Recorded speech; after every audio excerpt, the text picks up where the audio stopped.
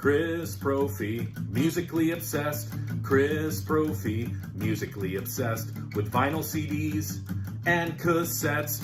Chris Prophy, musically obsessed. Oh yeah! Greetings from Poughkeepsie. So I'm going to be going back. I'm not doing all the albums. I'm at least going to do the first couple. Those are my favorite. But I wanted to go back and sort of rediscover Brave New World. And it's crazy to think that this came out in the year 2000.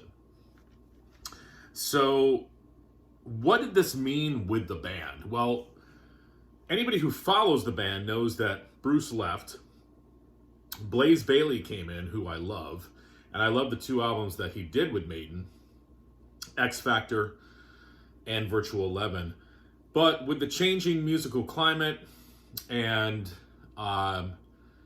Blaze's valiant effort to match Bruce, those albums just didn't really resonate with the public. I think, a lot of fans have come to like those albums, but it wasn't until 2000, and again, the musical climate started to go back to some of these heavier bands. Bruce was right there. He came back, 2000, Brave New World, and what an album it is. Probably, dare I say, the best of the post-2000 albums. And Dance of Death is as good. Dance of Death might even flow a little bit better, but I feel like the urgency that the band had in this album to prove something comes through in the songs. So it opens up with this a Maiden classic, The Wicker Man. I can't think of a better way to open up an album. Then you get bashed in the head by the song Ghost of the Navigator. Again, one of my favorite tunes, written by Yannick Gers. And then the title track, Brave New World. And I was just listening to it tonight, and I think my favorite part of that is the chorus. And Nico is, after Brave New World, he's sort of got that classic Maiden feel to it. A brave new world.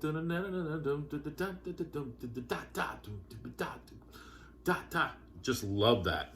Side 2, Blood Brothers. One of the songs that has become, live anyways, just a crowd engager, if that's even a word.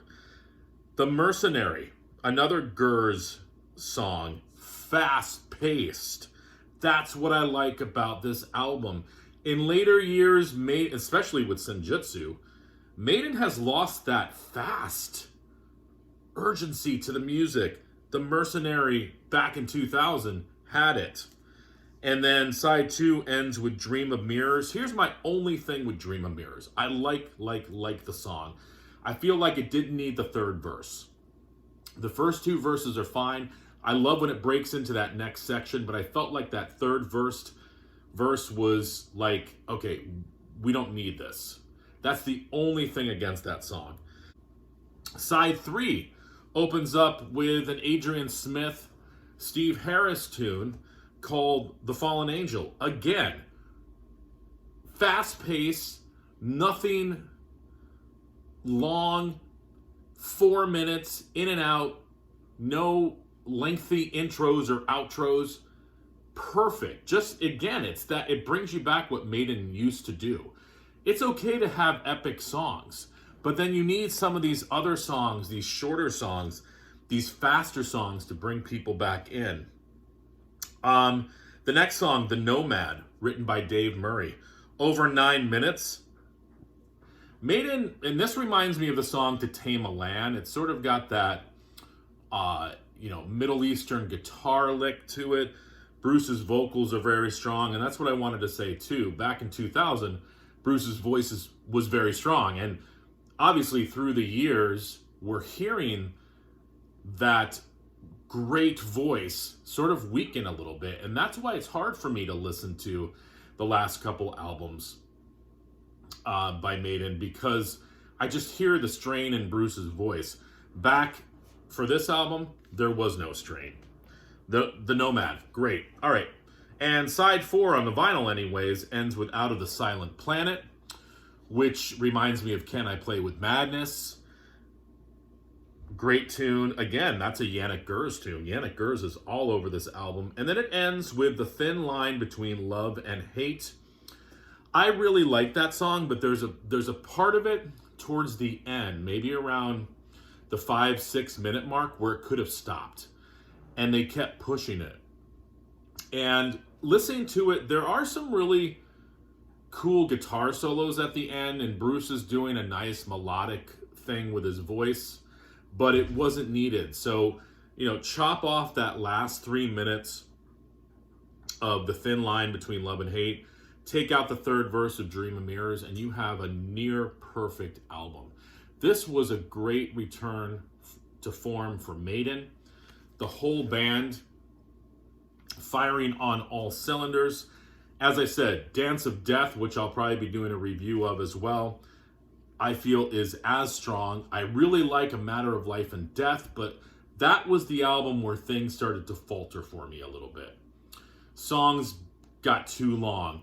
They seemed like the intros and outros went on forever. That's where Maiden started to lose me a little bit. Not that those albums are bad, it's just not what I have come to expect from Maiden. But these first couple, Brave New World, Dance of Death, awesome. What do you guys think of this album? Came out in the year 2000. Can you believe it? All right, everyone. Bye.